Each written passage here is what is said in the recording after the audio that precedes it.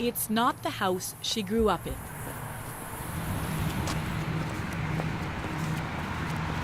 This noisy gray street, nothing like the quiet rural road Ada Scriver used to navigate on her way to school. The first night I got lost and I didn't know where I was. It was terrifying, actually. Said with a half smile, because Winnipeg has proven to be both fascinating and frightening for the 17-year-old. A city of strangers for a kid who never feared strangers before. In the reserve, you could just walk around and see all your cousins. Yeah. Do you know everyone on the reserve? Everyone. Everyone by name? Yep. And here? No. Scriver is from Shamattawa, 1,200 kilometers north of Winnipeg. Buried deep in Manitoba's northern bush, it's home to rivers, wildlife. If you wake up in the morning, you look out your window, what do you see? The sun rising. Yeah, and my birdhouse I made a couple years ago. I'm so happy because there's birds coming out of it. And family. What do you like to do when you're home? I like to bother my younger siblings. What's missing in the small community of 900 is a high school. I thought I'd be there for like the rest of my life.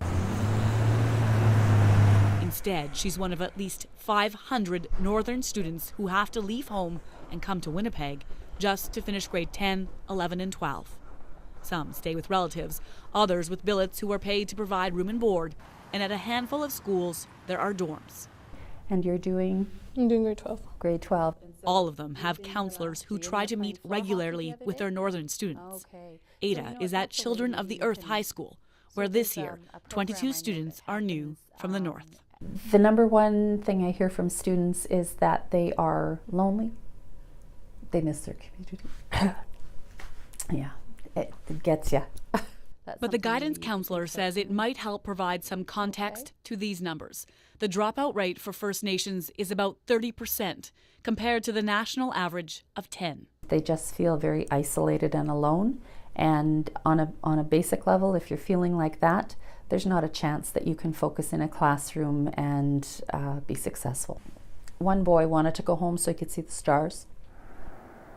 But the lights of the big city burn brighter and often leave many First Nations teens on their first stint away from home, feeling like they're in the dark.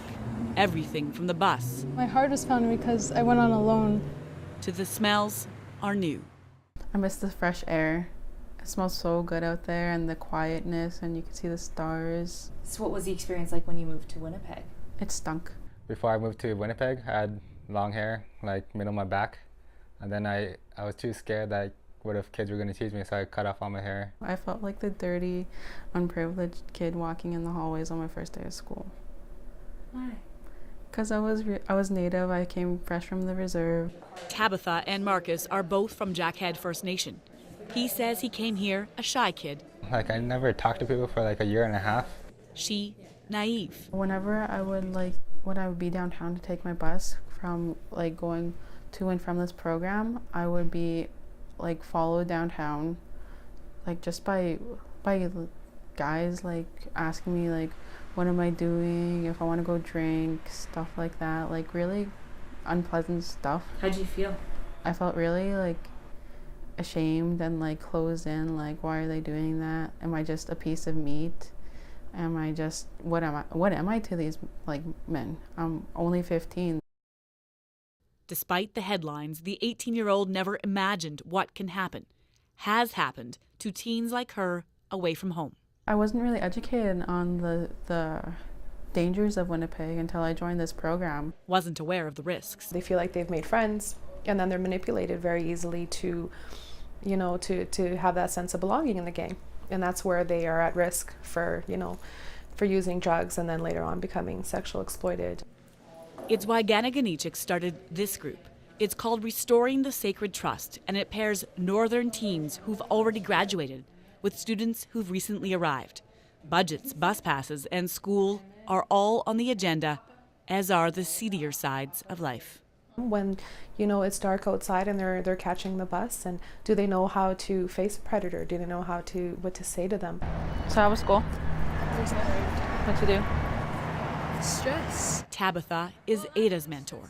I didn't want them to feel they were dirty or uneducated or unprivileged. Doesn't want them to worry about anything but school. You have to be considerate of your well-being, of your mental health and your physical state being, if you want to like prosper in school, you know? Like she did. And, like, Tabitha yes, is it's now fun in 'cause I used to first be a year samba university. coach, right? Ada And it talking was about awesome. life I always after wanted to school. be there. I want to be an actor, an actress actually. Yeah, and I want to get into singing and stuff. No longer as shy, no longer as scared, I think it's really good that they come out here. and with that constant half smile, even a little bit hopeful. I'm very proud of you for being in school this long, you know? Especially from coming back from the reserve, you know?